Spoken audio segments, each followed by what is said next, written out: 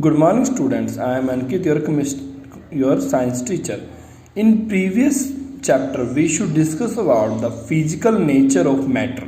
Means in previous chapter में हमने physical nature of matter पढ़ा था कि उनकी boiling point, melting points, etc. के बारे में. ठीक है बेटा. On present chapter is matter around us pure. हमने प्रीवियस चैप्टर में सिर्फ पढ़ा कि मैटर ऐसा होता है, मैटर की बॉइलिंग पॉइंट ऐसा होता है, मैटर का मास होता है, मैटर का चार्ज होता है, एक्सेट्रा हमने पढ़ा था. ठीक है ना. चाहे वेपोरेशन हो, चाहे बॉइलिंग हो, वो सभी इसके क्या हुआ बेटा, physical properties. But on the present chapter मतलब चैप्टर सेकंड में हम क्या पढ़ेंगे बेटा, पिछले में हमने फिजिकल पढ़ा था, बट इसमें हम पढ़ेंगे chemical properties of matter. Means पिछले में तो हमने जस्ट मैटर पढ़ा था, चाहे वो प्योर हो चाहे इम्प्योर हो. ठीक है ना. बट उसके बारे में पढ़ा था. बट इस चैप्टर में पहला ही क्वेश्चन क्या है कि क्या जो मैटर हमारे आसपास है वो प्योर है. ठीक है ना. तो इस चैप्टर में बेटा हम क्या क्या पढ़ेंगे. In this chapter we should discuss about the classification of matter, mixture, solution, concentration of solution, suspension, colloids towards a pure substance from a mixture, separation of pure substance from a mixture, separation of a constitutes of a air. ठीक है ना. Water purification system for city towards water supply, physical chemical change, type of substance, element and chemical change. In this chapter we should discuss about the classification of matter on the basis of chemical composition. ठीक है बेटा. Classification of matter on the basis of their chemical composition. A complete classification of matter of into fundamental groups was a very difficult task. ये बोल रहे हैं कि complete classification of matter को इसके फंडामेंटल ग्रुप्स में करना अब काफ़ी मुश्किल है. On the basis of chemical composition the matter exist either a single substance, mixture containing two और मोर सब्सटेंस. अब मैंने आपको बेटा अपने छोटे क्लासेस में एक चीज़ जरूर पढ़ा होगा, सिंगल सब्सटेंस.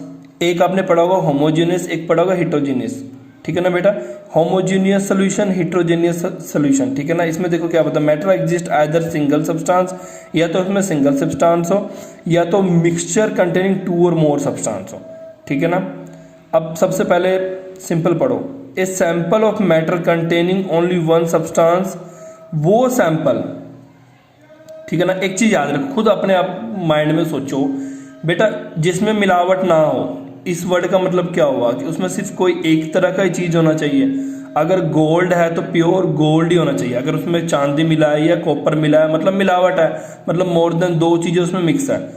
तो इसका मतलब क्या हुआ, प्योर कौन हुआ, a substance of matter containing only one substance. वो सैंपल ऑफ मैटर जिसमें सिर्फ एक सब्सटेंस हो वो प्योर हुआ. और जिसमें मोर देन टू हो वो क्या हुआ, मिक्सचर, और उसे हम इम्प्योर बोल सकते हैं. ठीक है ना बेटा. इसका फर्स्ट टॉपिक है व्हाट इज सब्सटेंस. सब्सटेंस क्या होता है, इसका डेफिनेशन हम कर लेते हैं. एक काइंड ऑफ मैटर है, ये एक तरह का मैटर होता है that can not separating into other kind of matter. ये एक तरह का मैटर होता है जो अदर काइंड ऑफ मैटर से सेपरेट नहीं हो सकते. मीन्स क्या है, मतलब आप समझो सब्सटेंस, ये इसके डेफिनेशन को मैं आपको थोड़ा एग्जांपल समझाता हूँ. फॉर एग्जांपल आयरन है, सुक्रोज है, ग्लूकोज है. ठीक है ना. वाटर है, सोडियम क्लोराइड एक्सेट्रा है, सब्सटेंस है. ठीक है ना. Composition of substance are same throughout the atomic molecular level. अब देखो, आप आयरन को आयरन से अलग कर सकते हो. अब मान लो मैंने 1 किलो आयरन रखा हुआ है. ठीक है ना. मैंने क्या बोला बेटा, इसे ना क्या आप उसे प्योर आयरन है, 100% प्योर आयरन है. ठीक है ना. आप उसे और मतलब उसमें से आयरन को आप अलग कर सकते हो.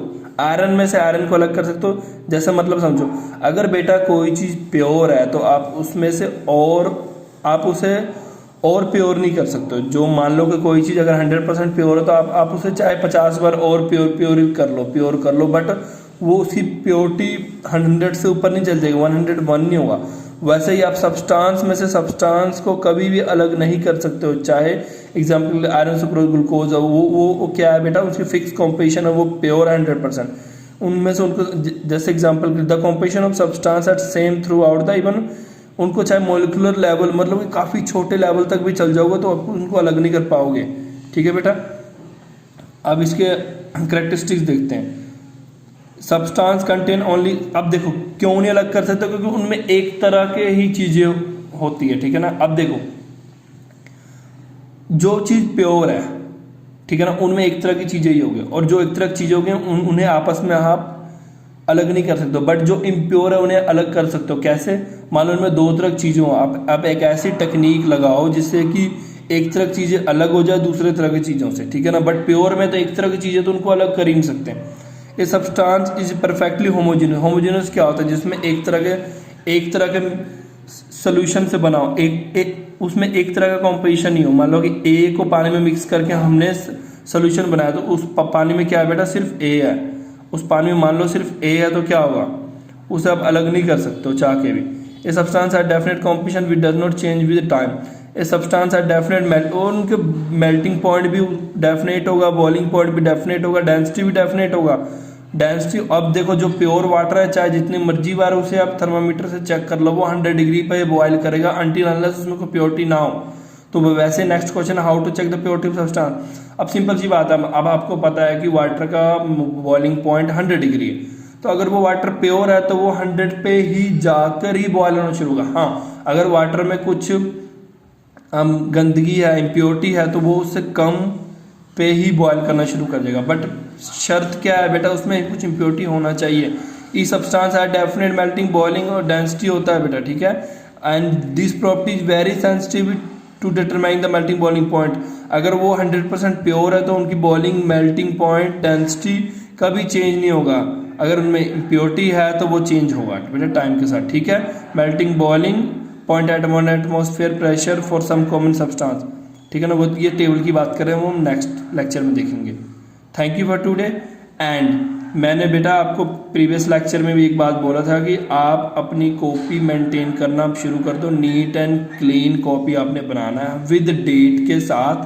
कॉपी के फर्स्ट 4 पेजेस आपने ब्लैंक छोड़ देना है, जिसपे हमने सिलेबस लिखना है, ठीक है ना, और इंडेक्स और सिलेबस के लिए आपने छोड़ देना है। और बेटा जिन बच्चों के पास अभी तक कॉपी नहीं आई है वो वेट कर लो, कोई बात नहीं, आप बाद में बना सकते हो। मैं आपको थोड़ा थोड़ा काम दूंगा जब तक सभी बच्चों के पास कॉपी ना आ जाए, और आपने साथ साथ इन क्वेश्चंस को लर्न भी करना है, सो आपके लिए बेटर रहेगा। और नहीं तो आप पे एक साथ ही बोझ पड़ेगा काफ़ी सारा। सो आपने इसको साथ साथ लर्न करना है, साथ साथ कॉपियाँ बनानी है, और साथ साथ जिनको क्वेरीज है वो साथ साथ टॉपिक में हर लेक्चर में आप क्वेरीज ले सकते हो। आप मुझे कॉल कर सकते हो, मैसेज कर सकते हो इन बिटवीन लेक्चर्स। ओके बेटा, थैंक यू।